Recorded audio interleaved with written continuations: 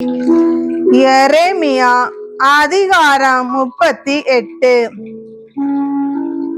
மாத்தானின் மகன் செபட்டியா, பஸ்கூரின் மகன் கெதலியா, செலேமியாவின் மகன் யூக்கால், மல்கியாவின் மகன் பஸ்கூர் ஆகியோர் மக்கள் எல்லாருக்கும் எரேமியா அறிவித்துக் கொண்டிருந்த கீழ்கண்ட சொற்களை கேட்டார்கள்.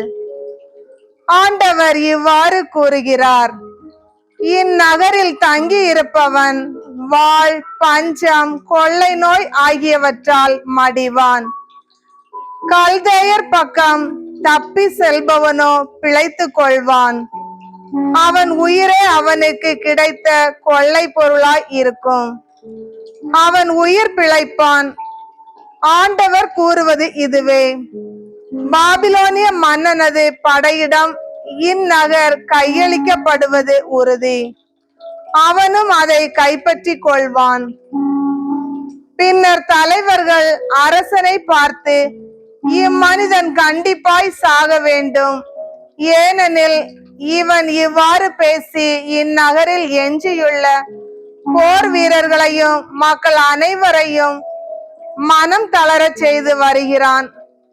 இந்த ஆள் இம்மக்களின் அழிவை தேடுகிறானே அன்றி நலனை தேடுவதில்லை என்றார்கள். அதற்கு அரசன் செதேக்கியா, நன்று, அவனை உங்களிடமே கையளிக்கிறேன், ஏனெனில் உங்களை பகைத்து கொண்டு அரசனால் எதுவும் செய்ய இயலாது என்றான்.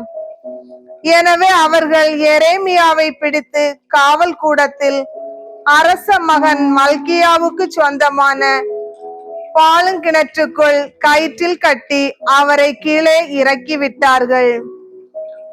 அக்கிணற்றில் தண்ணீர் இல்லை, சேறு மட்டுமே இருந்தது.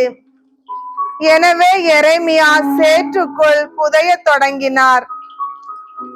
அரண்மனையில் இருந்த அரசவையோருள் ஒருவரான எபேது மெலேக்கு என்ற எத்தியோப்பியர் எரேமியா பாலங்கிணற்றில் தள்ளப்பட்டதை அறிய வந்தார். அப்பொழுது அரசன் பென்யமின் வாயிலில் அமர்ந்திருந்தான்.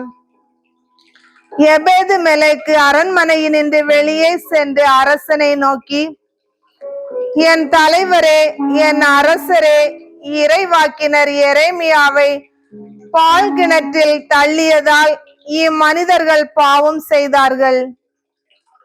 அவர் அங்கு பட்டினியால் மடிந்து போவார், ஏனெனில் நகரில் அப்பம் ஏதும் கிடையாது என்று கூறினார்.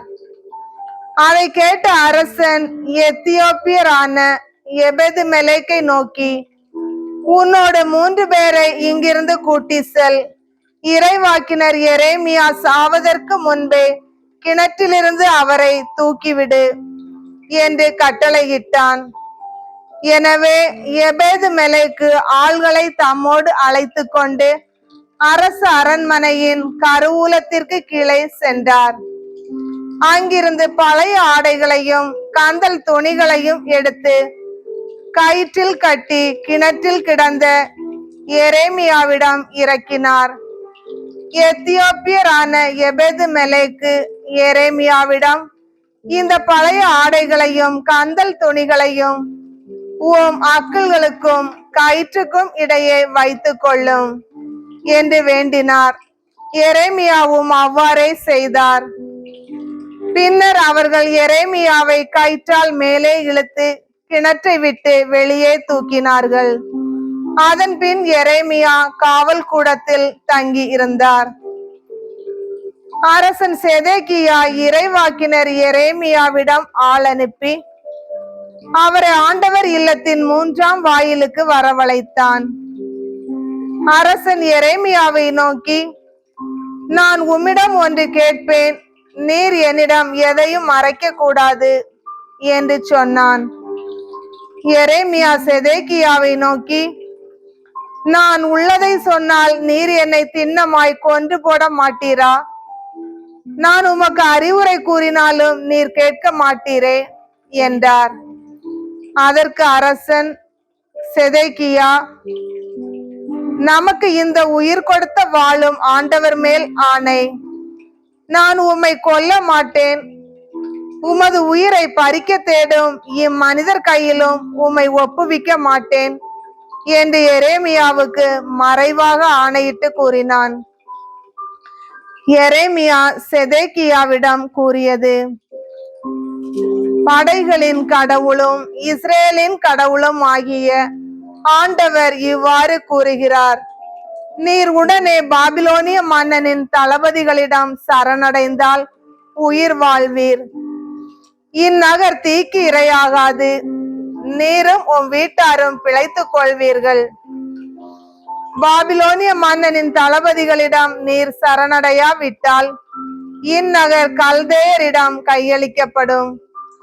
அவர்கள் அதை தீக்கிரையாக்குவார்கள். நீரோ அவர்களது கைக்கு தப்ப மாட்டீர். அப்பொழுது அரசன் செதேக்கியா எரேமியாவை பார்த்து, கல்தேயரிடம் ஏற்கனவே சரணடைந்துள்ள யூதா நாட்டவர் மட்டில் எனக்கு அச்சமாய் உள்ளது. நான் அவர்களிடம் கையளிக்கப்பட்டு அவர்களது பழிப்புக்கு ஆளாவேன் என்றான். அதற்கு எரேமியா, இல்லை, நீர் கையளிக்கப்பட மாட்டீர்.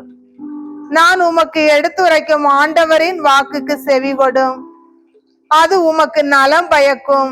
நீரும் உயிர் பிழைப்பீர். நீர் சரணடைய மறுப்பீர் ஆகில் இவ்வாறு நடக்கும் என ஆண்டவர் எனக்கு காட்டியுள்ளார். யூதா அரசனின் அரண்மனையில் எஞ்சியிருக்கும் பெண்கள் எல்லாரும் பாபிலோனிய மன்னனின் தளபதிகளிடம் கொண்டு செல்லப்படுவார்கள்.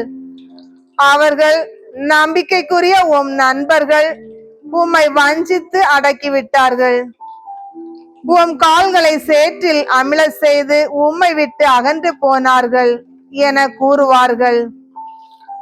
உம் மனைவியர் மக்கள் அனைவரும் கல்தேயரிடம் கொண்டு போகப்படுவார்கள். நீரோ அவர்கள் கைக்கு தப்ப மாட்டீர். மாறாக பாபிலோனிய மன்னனால் நீர் பிடிபடுவீர். இந்நகர் தீக்கிரையாகும் என்றார். அதற்கு செதேக்கியா எரேமியாவிடம், நாம் பேசிக்கொண்டது யாருக்கும் தெரிய வேண்டாம். அப்படியானால் நீர் சாவுக்குள்ளாக மாட்டீர். நான் உம்மோடு பேசினதாக தலைவர்கள் கேள்வியுற்று உம்மிடம் வந்து, நீர் அரசனிடம் என்ன கூறினீர்? அரசர் உம்மிடம் என்ன சொன்னார்? எங்களிடம் எதையும் மறைக்காதீர். நாங்கள் உம்மை கொல்ல மாட்டோம் என்று சொன்னால், நான் மடிந்து போகாதவாறு யோனத்தான் வீட்டிற்கு என்னை மீண்டும் அனுப்பி வைக்க வேண்டாம் என்று நான் அரசனை வேண்டிக் கொண்டேன் என்று நீ அவர்களிடம் சொல்லிவிடும் என்றான். பின்னர் தலைவர்கள் அனைவரும் எரேமியாவிடம் வந்து அவரை வினவிய பொழுது அரசன் சொல்லியிருந்தபடியே அவர் பதில் உரைத்தார். எனவே அத்தோடு அவர்கள் நிறுத்தி கொண்டார்கள். பேசியதை யாரும் ஒட்டு கேட்கவில்லை. எருசலேம் கைப்பற்றப்பட்ட நாள் வரை எரேமியா காவல் கூடத்திலேயே இருந்தார்.